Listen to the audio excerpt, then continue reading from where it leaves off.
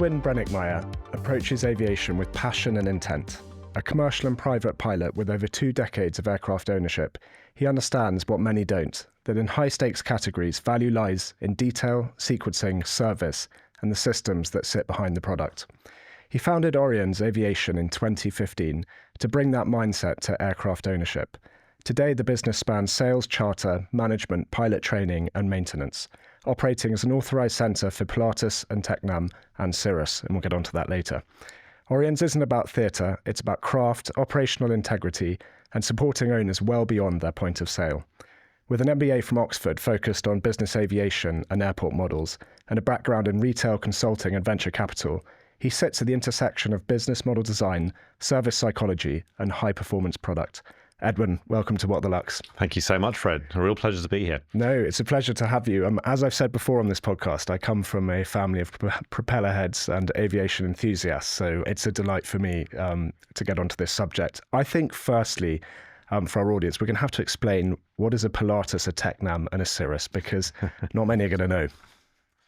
So a Pilatus is, well, there are 2 products principally within the Pilatus that Pilatus produce. So one is called the PC-12, which was originally designed for the Royal Flying Doctor Service in Australia. So they actually approached Pilatus and said, we would like you to build us an aeroplane that suits our purpose.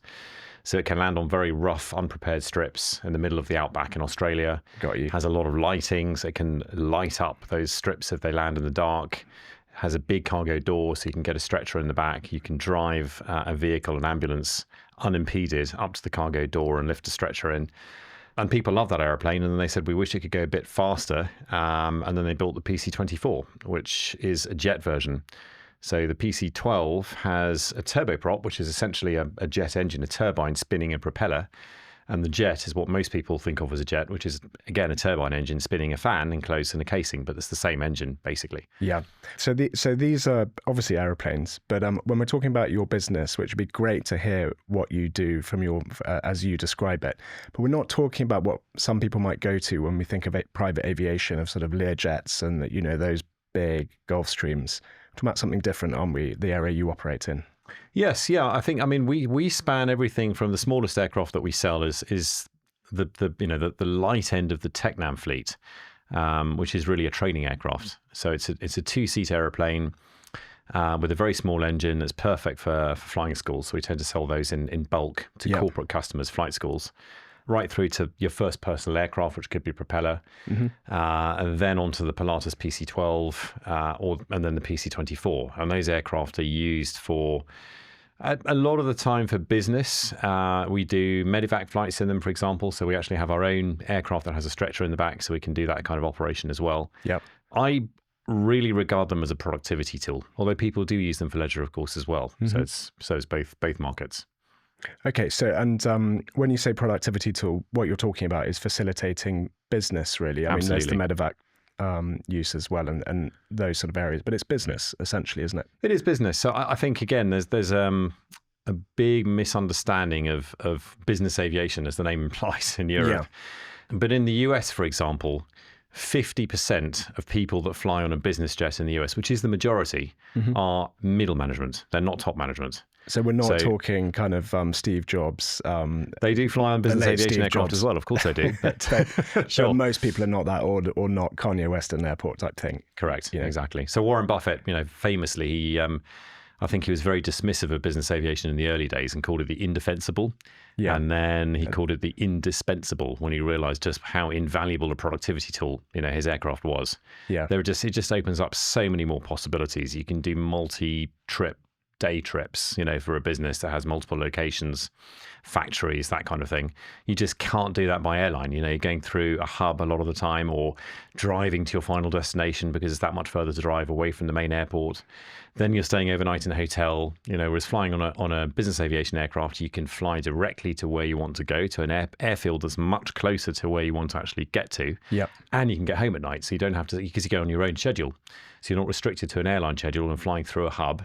And of course, that gives employees their time back. And it's a productivity tool. So it's good for business. It's also good for employees, for their families. Yeah. They get to spend more time with their family. They come home at night, and it's just a win-win all round. And so you started this business in 2015. I did. You obviously spotted a gap in the market, and your background was retail, I think. What did you spot? How did you start the business? That's a long story. I was always obviously very passionate about aviation. I think my passion really, obviously I'm a pilot, so I love flying, but when I had my own aircraft, I was just able to use it so much more productively because I was in retail, as you rightly say. So at the time I was living in Vienna and I was going to the Czech Republic. And the European executive board would come from Brussels or Düsseldorf. We'd have meetings in Vienna, and then we'd go to Prague because that was the only place you could get to by airline. And we look at the Czech stores, and then they go off back to Brussels and Düsseldorf, and they wouldn't have a clue about the Czech Republic. They would think that Prague is the Czech Republic. Which is a bit like saying London is not like the north of England. There you go. Yeah, exactly. Yeah. So, and having my own aircraft, I was able to visit all these stores. I was able to go to Brno and Ostrava and Olomouc and all these places and actually fly directly to the small airport. And it just opened up a whole new world and a whole new opportunity. So I think it was the convenience of business aviation that attracted me to the industry as well as my passion for it. And then, so I was actually in venture capital. So I spotted an opportunity in the mid-2000s where there's something called a very light jet. So there were some very smart people in the tech business. So Vern Rayburn, for example, and he was one of Bill Gates's very early colleagues in Microsoft. And he was a pilot, and he said, well, there's a confluence of technologies coming together. So manufacturing technique, friction stir welding, the power plant technology was becoming more cost effective and also more efficient, so cheaper. And also the avionics, so the instrumentation on the airplane. So the confluence of these three things, he thought he could build a jet for $1 million. Yeah. And he's probably right. He did underestimate the regulator to some extent, but I explored that business through venture capital. So that was my first kind of insight into entrepreneurship and the whole value chain around aviation. And there wasn't really enough deal flow in venture capital to continue investing in aviation and venture capital. So that was really the choice that I had, is either I continue in traditional VC investments or continue with my own aviation business. And I chose the latter. And that's where I set up the consultancy to advise a lot of these companies how to write a business plan, how to pitch for funding, how to work with venture capital. And that was my platform to spot opportunities in the industry to set up my own business. And then I went from there to the Pilatus opportunity. And that was actually an existing dealer who was retiring. I see. And long story short, I had to start it from scratch. So I didn't acquire his business, but I started it from scratch. Okay. And that's the business of, you're essentially a dealer for the manufacturer. Correct. And you buy the planes off your own balance sheet? We do, yes. Quite risky, I imagine. It is. So that's why the residual values for our aircraft are very strong, because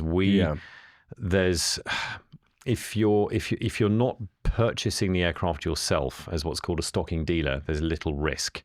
So because there's risk, we really know our market very well. The reward is also very high. So the reward is extremely high, but there's an expectation to provide a commensurate level of service, to go with that reward. So for that reason, there's a risk and there's also a reward. So we know our market. We know how many airplanes we're going to sell the following year. That then informs the OEM's production of those aircraft. So they don't overproduce airplanes, only to have to discount them when they can't be sold. And so discounting airplanes actually does, it just dilutes the value proposition of the aircraft and it destroys the brand. Yeah. And you are you're a big business actually, or a big medium-sized business. You're not, I wouldn't say big. You're probably in a niche of sorts, and you would say no to certain customers. Can you just describe why you would say no to a customer to buy a plane? I mean, two reasons. I think the first question always has to be, why do you want to buy an airplane? What's your mission profile? What do you want to use it for? And then we try to, so that's the first question, is obviously we want to match the right airplane to the right customer. And the second reason is, I believe very strongly in long-term value creation and doing business with integrity. And if we get the wrong customer into the wrong airplane, then it's not good for long-term business for us. It just destroys our brand. It destroys the Oriens brand. We want to build a trusting relationship with the customer. So if the airplane isn't right for the customer, we'll tell them it's not right for them, and we won't sell them that particular aircraft. Yeah. And then hopefully, if they end up buying the right airplane, and we'll advise them which is the right airplane, they'll come back after a few years and they say, you know what, I trust you, because you weren't just trying to sell me anything. You're trying to, put me in the right aircraft. And if you didn't have the right aircraft, it just builds that trust with the customer, and that creates long-term value. But the aircraft, I mean, look, if you want to fly, let's say you fly regularly from Biggin Hill to Naples or to Athens, and you need to be near a large airport, then you might as well get a jet. And if you're flying with lots of people, I mean, Pilatus do have a jet, but you might need a larger jet, let's say, than the Pilatus jet. But if you're regularly going to somewhere where there's a small grass runway, then our airplane's ideally suited. And our jet can also get into that runway as well. So, or if you're carrying a large cargo, and you need the cargo door, that's where our aircraft is absolutely perfect for that mission as well. And you described eloquently essentially the luxury of business travel is flexibility, it's productive, you get home to your family, all of those kind of things. What's been the change, I guess, since the pandemic in people's use of planes for business purposes? I think, again, it goes back to what I sort of hinted on before about the stigma of business aviation, especially in Europe, less so in the US, but especially in Europe. And McKinsey did a study pre-COVID that showed that 95% of people who could afford to fly privately chose not to fly privately. And that's simply because they just didn't agree with the principle of business aviation. They thought it was excessive, for whatever reason. And COVID changed that. So those 95% of people who could afford to fly privately decided to fly privately because they wanted to buy security. They didn't want to, to go in a big aluminium tube with other people if they could afford it. And then I think they realize at that point there's a conversion process where the customer realizes what business aviation can actually do, and then they realize that it's an on-demand service, so you can go when you want to go. You're not dependent on an airline schedule. You have more flexibility of airports that you can fly from. You can fly in, you can be productive on the airplane, so you can actually fly with your management team and you can have a productive meeting on the aircraft. You can fly with your family and and just enjoy the whole experience much more than if you go by airline. So all those benefits, then people realize that, and I think they stayed with business aviation. They got hooked. Yeah, I think what must be surprising for all of us really is you will have eyes on the business that happens in Europe, intra-Europe, I guess. And since Brexit, you might think it's reduced, but there's just all sorts of people who need to be in all sorts of places at all times for very, very surprising reasons, big, small and medium challenges, whatever it is. Yeah, no, that's very true. I mean, I think especially, we've seen a lot of business within the UK as well. And I think that's also because of Brexit. Yeah. So as you mentioned, we do also have what's called an AOC, an Air Operator Certificate, which is essentially an airline. So we're held to the same standards as British Airways. We have to write manuals, we have safety management system, we have compliance, we have all these different things. So it's essentially an airline. And with Brexit, we are now... There's a UK AOC, so the UK is separately regulated from Europe. So what that means is that we can fly to Europe, but then we have to fly back to the UK again. So we can no longer fly within Europe, but also a European operator can no longer fly within the UK. So that's created a little bit of a vacuum where we previously had European operators that did operate within the UK, can no longer do so. And that's created a vacuum for us. And that's why we tend to do lots of flights within the UK. Crikey, but also our aircraft are relatively short haul. They can fly long distances as well. But the sweet spot really is short hops. And so we've also had customers who are not on our AOC who buy aeroplanes because they have multiple locations within the UK, because the UK is our territory. So they tend to have multiple businesses and multiple bases. We have an Irish customer, for example, who's expanding to the UK now. We had an English retail customer that also needed to use the aircraft to get around sort of different sites and around the UK. So that's the kind of thing. Amazing. And we're quite obsessed on this podcast by the notions of loyalty in the luxury space. For you, what's loyalty in your industry? How do you get that to happen? Well, the first thing, it starts with the OEM. So as I said before, I really believe in long-term value creation, and I think that's why I think we are also a good cultural fit with our OEM. So our biggest OEM is Pilatus. Tecnam share very much the same ethos, and Cirrus. So we're not actually selling Cirrus aircraft; we're a maintenance provider for Cirrus. But Pilatus being Swiss, they very much believe in creating long-term value and long-term business partnerships. That's where it starts. So I think the fact that we have quite a long contract with Pilatus really helps, because that way we can plan. Pilatus can plan. They can count on us. We give them full transparency, so they can also see our financial figures. They also know that we're a strong, stable partner for them as well. So it goes both ways. And that just means that we can give customers, good service, and the customers, hopefully we build the, good relationship with our customers. And we are a one-stop shop. So if a customer buys an aircraft from us, we take care of everything. for the customer. So we can operate the aircraft when the customer isn't using it. It comes to us for maintenance. So, we always say the relationship with the customer starts once they bought the air. Well, obviously it doesn't start, once they bought it, but it really starts once they've actually bought the airplane. It's that long-term relationship. And that takes time to build that trust.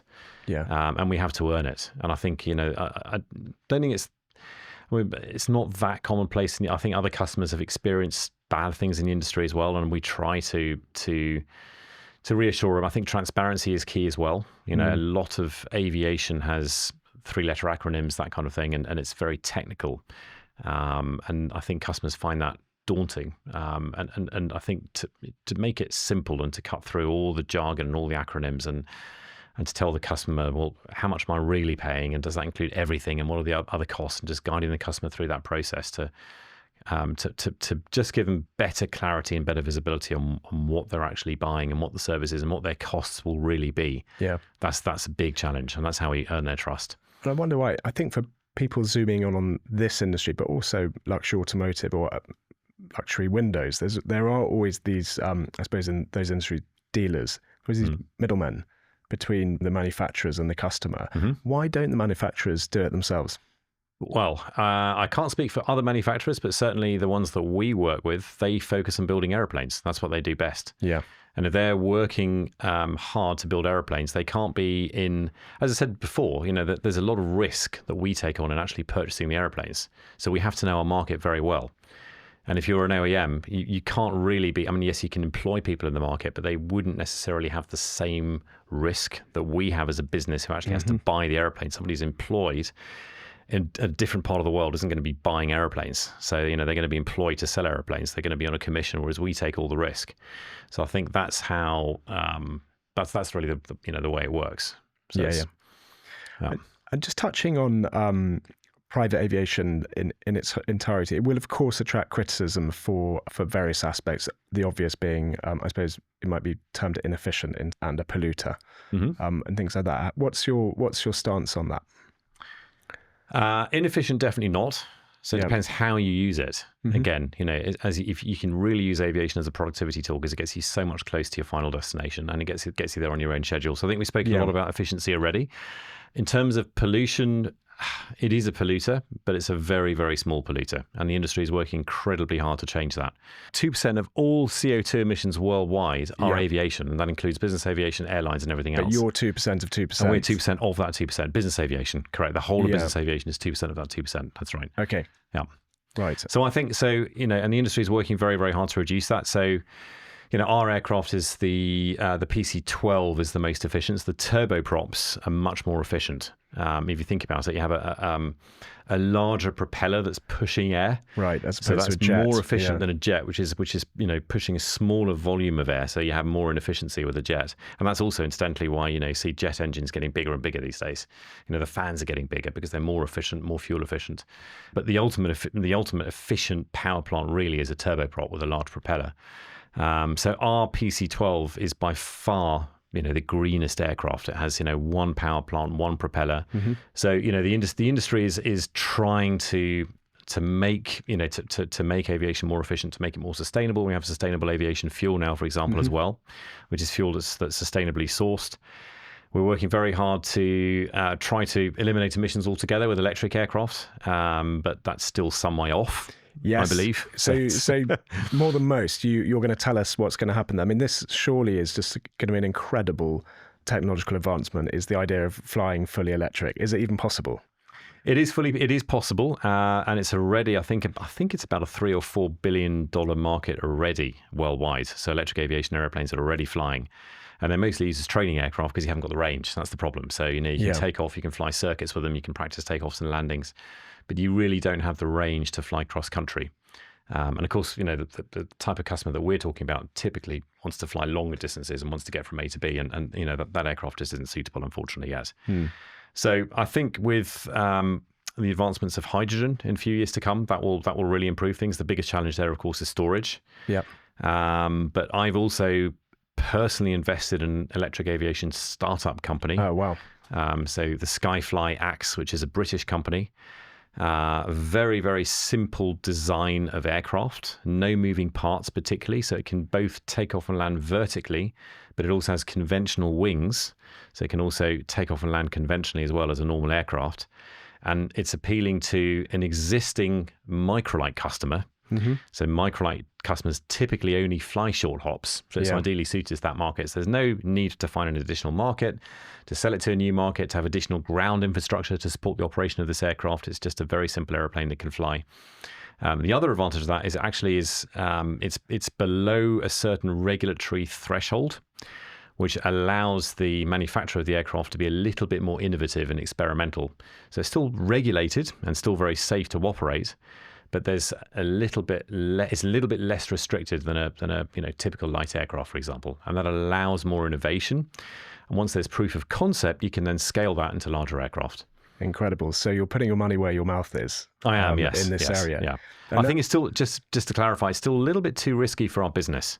Yeah. So, one of the things I love about Tecnam, for example, so the other OEM that we work with, is they're incredibly innovative. Every time you go to Tecnam, there's a buzz, and I just get so energized when I go there. And there are multiple different products. They're all traditionally powered. But they were looking for one of their conventional aircraft with traditionally powered engines to power them with electric engines. But that didn't quite work. They're a little bit delayed with that. And I think that's primarily because of battery technology. So they haven't given up. They're still very much looking at it. But that, for example, for the business, de-risks what I'm doing. So I can actually look at electric aviation without risking my capital with the startup. So I did that personally, but not with the business. Do you think flying taxis, that sort of thing, will be a reality in our lifetime? In our lifetime? That's an interesting question. I think electric aircraft already are a reality, so that's already here. Yeah. I think a lot of people are concerned by, how a flying taxi is going to work, how's the infrastructure going to support it. I don't see that as a big problem. I think helicopters are already flying. If you go to places like Sao Paulo or Mexico City, helicopters are very commonplace, and that's how people get around because the traffic's so difficult. So there already are heli lanes, and people are very used to flying helicopters on those short hop routes within cities. So if you think of that, I don't see any reason why you couldn't have air taxis doing the same thing with an electric aircraft. I think the hurdle that we have to overcome is the perception of safety.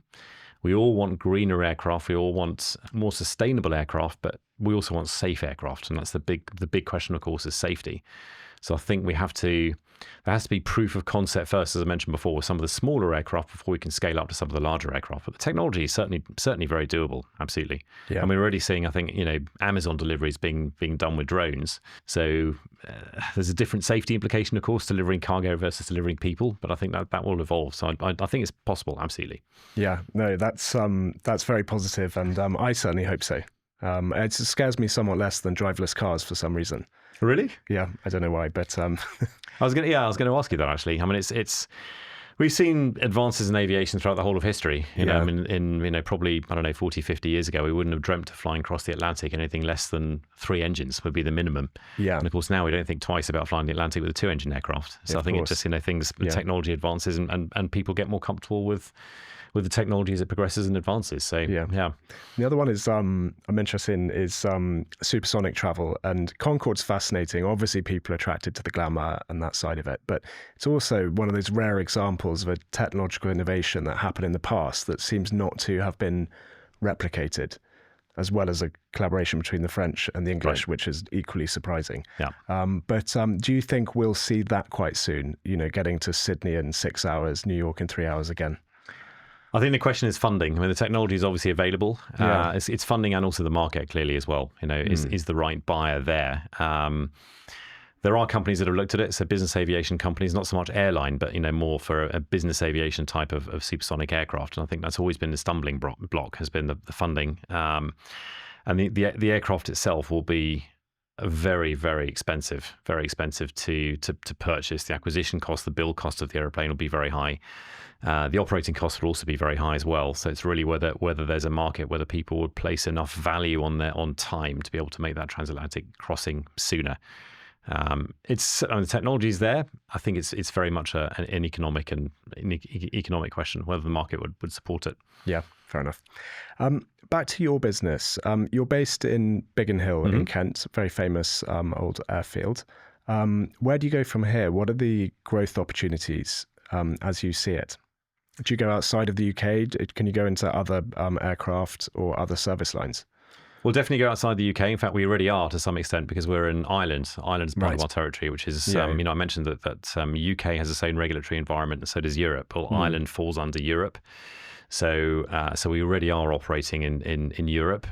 So the flight operations for our business is relatively new. We started that 2 or 3 years ago, full operation. So once we've got that established, then of course we will also be looking at doing something with a European AOC as well. So that would very much be the next step, to set up a European AOC and to be able to support our customers in Ireland, and also look at expanding into Europe. And I'm very keen to diversify the business. So we're delighted with the partnership with Pilatus, with Tecnam, with Cirrus, but it's important that we continue to diversify the business in a way that feeds the rest of the business. And that's what aviation is very much about, is building complementary businesses that feed into each other, and that allows the business to scale that way.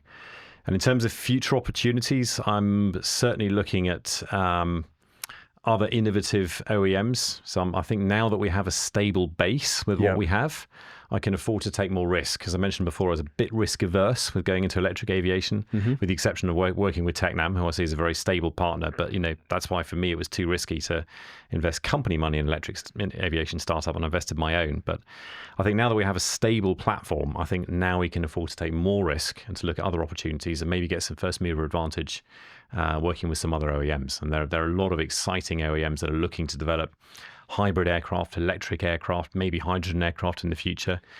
And we can support them through maintenance. That's something that we could do that's very obvious. We have a very good maintenance capability in-house. So taking something that we're already very good at, all flight operations, is another example.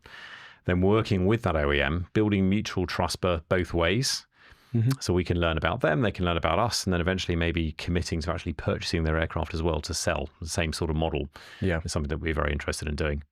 And we do also see other opportunities in other parts of the world. I think, just before I go on to other parts of the world, I think we're at a very exciting time in aviation now, because I think the drive to be more sustainable is very exciting. And I think there's more funding that can go into that now than there ever has been before, because of this need to be more sustainable. And I also see huge growth opportunity in Asia. So traditional aviation, what we do very well here in Europe and in the US, I believe we can also expand to Asia and to other markets. And the Middle East is also growing very rapidly. And we're seeing a lot of sales of aircraft in India, Southeast Asia especially.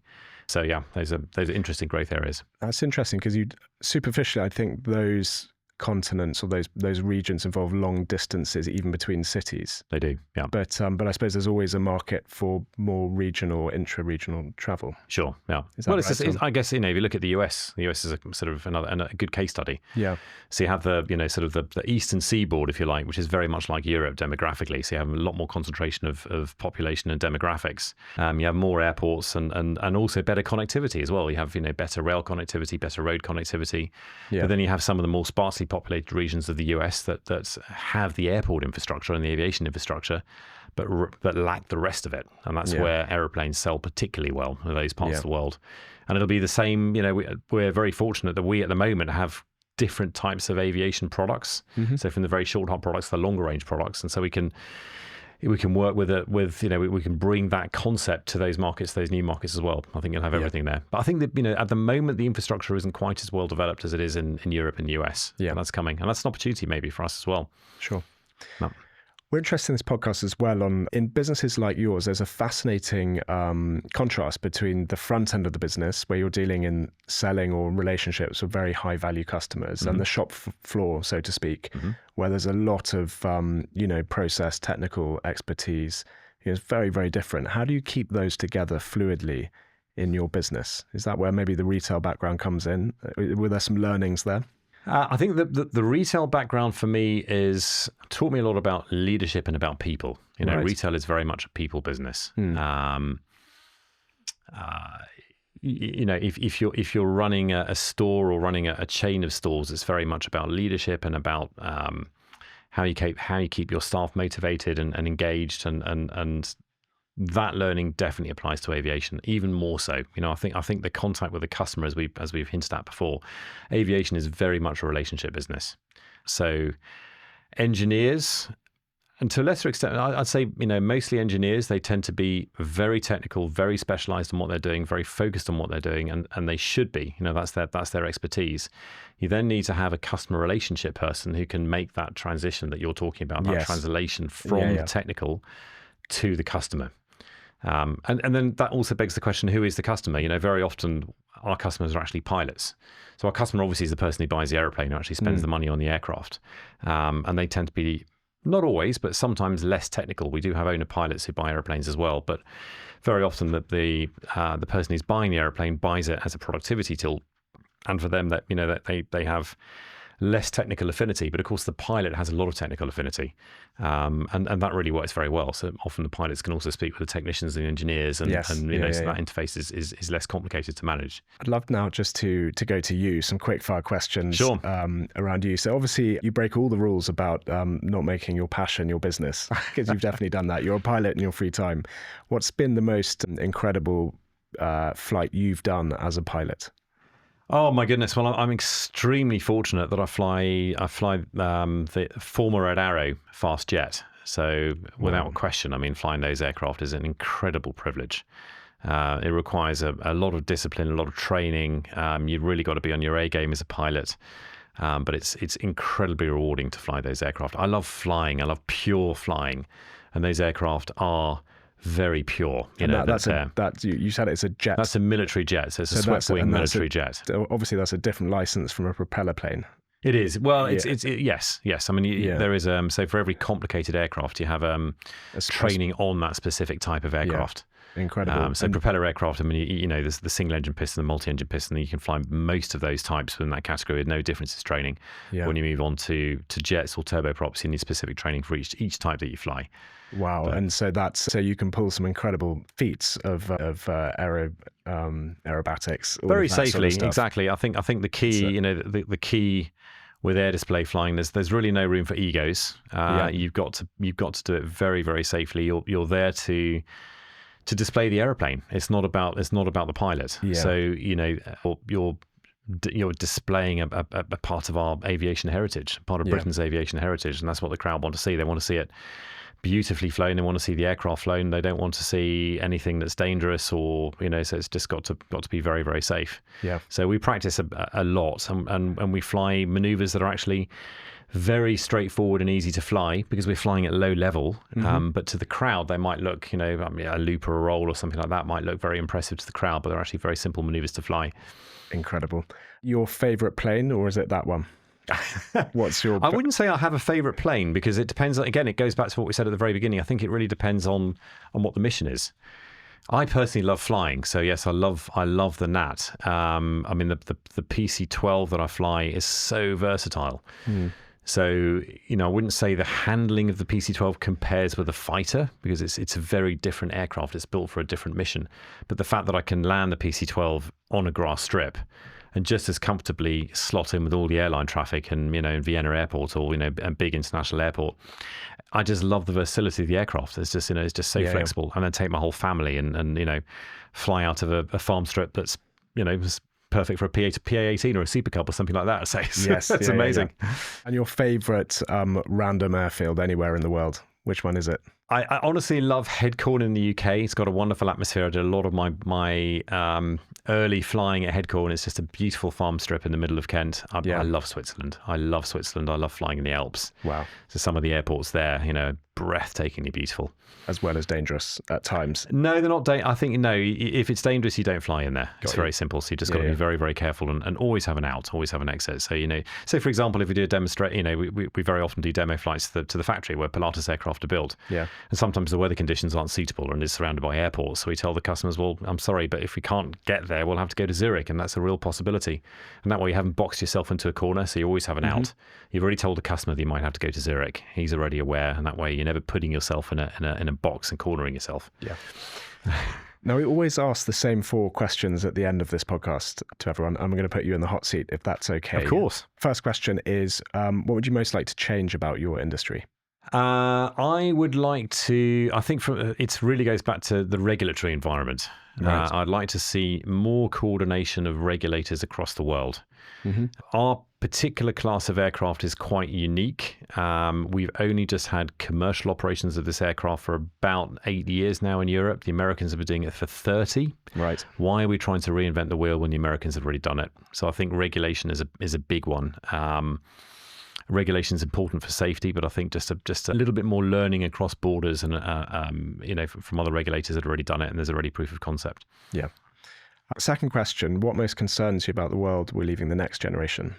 I think a major concern that I have is what I love about flying is it puts you back in touch with nature. You're flying in the elements. I mean, the beauty of flying through the weather, through the clouds, it's so beautiful. And I'm concerned that we're losing that. I'm concerned that we're losing, through technology, through an over-reliance on devices, on iPads, on, children aren't going out and enjoying the outdoors as much as they were before. So it's those sort of things that concern me. I'm concerned that we're moving into a world that's in many ways more fake. There's a lot of deep fake. People will grow more distrustful of media and what they see and what, the information they consume. So there'll be growing distrust, I think just a lack of enjoying nature and the outdoors. Yeah. If you had to give up your job and you're not allowed to work in aviation, what would you do? I would probably do something in the non-profit. Okay. I love entrepreneurship, but I think at some point in my life, it's too early now, but I'd love to, I mean, I'm hoping through my business I can give back as well, but I'd like to work in the non-profit and do something to try to give back and put something back into society. Which area specifically? I mean, I know aviation very well, and I've really worked in non-for-profits in aviation. So I work with Flying Scholarship for the Disabled, for example. So what that does is it uses aviation as a means to achieve an end. It's not about flying, but people with a disability and who lack confidence, once they've actually soloed an aircraft, it makes them realize just how much they can achieve. And many of those scholars, they went on to start businesses and to be entrepreneurs. Employers look at them with a completely different light. You've done what? You've soloed an aircraft? It's using aviation as a means to achieve a bigger end. Yeah. That's something I'd love to get more involved with, because I know the sector. So to be able to give back with it would be fantastic. Great. And last question is, for you, what's the most exciting thing coming up in the next 5 years? Without question, growth of the business. I've really sort of said that I think there's so much exciting development happening in aviation, so much scope for innovation, the need to make the industry more sustainable, opportunities to expand in Asia, opportunities to do more entrepreneurial activity with innovative aviation products in Europe as well. Brilliant. Well, that's a positive way to end in this challenging environment to find some businesses that are doing really well. Thank you very much, Edwin. That was, Thank you, friend. It was a real amazing pleasure. To see a side of aviation I think people probably haven't thought about too much. It was a pleasure. Excellent. Likewise. Thank you so much. Cheers.